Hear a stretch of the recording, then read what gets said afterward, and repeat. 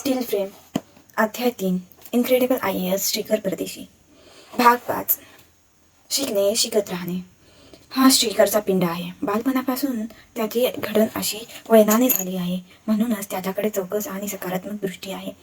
UPSCच्या तिसऱ्या प्रयत्नात तो यशस्वी झाला, पण त्यापूर्वी हेही समजून घेणं महत्त्वाचं ठरेल की तो पहिला आणि दुसरा अशा दोन्ही पूर्वपरीक्षा नापास झाला होता. तिसऱ्या प्रयत्नात झेप घेतली ती भारतात 10वा अशी, म्हणजे त्या तिसऱ्या प्रयत्नातील त्याची पूर्वपरीक्षा तिसरी होती, पण मुख्य परीक्षा मात्र पहिलीच. मुख्य परीक्षेचा अनुभव पाठीशी नसताना पहिल्याच मुख्य परीक्षेत इतकं मोठं यश मिळालं हे नोंद घेण्यासारखं आहे. मुख्य परीक्षा ही मुख्यतः लेखनाशी जोडलेली आहे. लेखनाची गती, वेळेचं नियोजन, भरपूर लिहिण्याचा सराव या बाबी मुख्य परीक्षेसाठी अतिशय महत्त्वाच्या असतात. श्रीकरने मात्र पूर्वपरीक्षा पास झाल्यानंतर स्वतःच्या पद्धतीने अभ्यास केला. मुख्य परीक्षेच्या धर्तीवर एकही सराव पेपर सोडवला नाही की वेळेचं गणित मांडून लेखनाचा सरावही केला नाही. तरीसुद्धा भारतात 10वा हे शक्य झालं. हे कसं शक्य झालं? हा प्रवास समजून घेणं महत्त्वाचं ठरेल, कारण यशाकडे नेणारी जी तंत्र असतात ती पायाभूत अभ्यासाच्या निमित्ताने बालपणापासूनच तो गिरवत आला. UPSCची पूर्वपरीक्षा वस्तुनिष्ठ स्वरूपाची असते, तर मुख्य परीक्षा दीर्घोत्तरी स्वरूपाची. या दोन्ही स्वरूपाचं तंत्र वेगळं आहे. शिवाय स्पर्धा परीक्षा उत्तरांतून प्रशासकीय दृष्टिकोन तपासला जातो.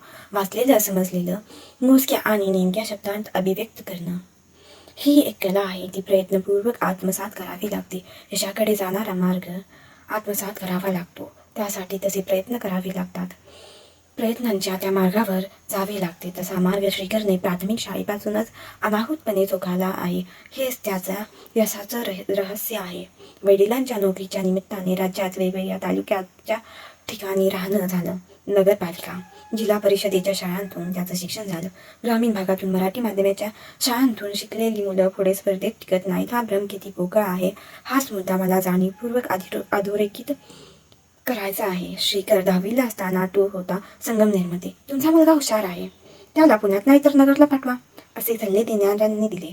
पण त्याने तिथेच राहून अभ्यास केला व पुणे बोर्डात 10वा आला. अलीकडे मराठी माध्यमांच्या शाळांत पाठवणे पालकांना मोठा गुन्हा वाटायला लागला आहे. हा या युगाचा करिश्मा आहे. इंग्रजी माध्यमाच्या कॉन्व्हेंट शाळांतूनच शिकले पाहिजे, नाहीतर आपण स्पर्धेतून मागे पडू, ही अनावश्यक भीती सर्वव्यापी पसरली आहे.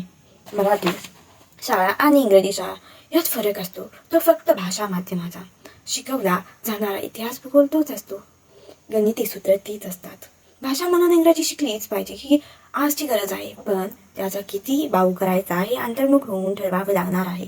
कोणत्याही सेवेचे व्यवसायात रूपांतर होऊन व्यावसायिक स्पर्धा वाढल्याने जे दुष्परिणाम समोर येऊ लागतात, या स्वरूपाच्या समस्या शिक्षण क्षेत्राला, खास करून प्राथमिक शिक्षणाला वेढलेल्या आहेत.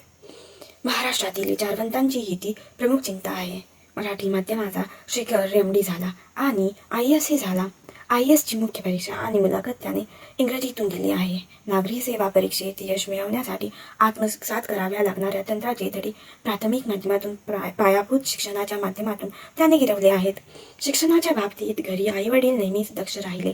4थी 7वीची स्कॉलरशिपची परीक्षा, राष्ट्रीय प्रज्ञाशोध MTS परीक्षा अशा स्पर्धात्मक परीक्षांना तो लहानपणापासूनच सामोरा गेलाय.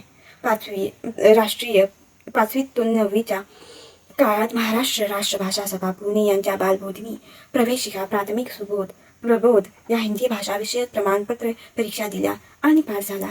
त्याच्या घडणीत अशा सकारात्मक वळणाचा त्याला मोठा फायदा झाला आहे.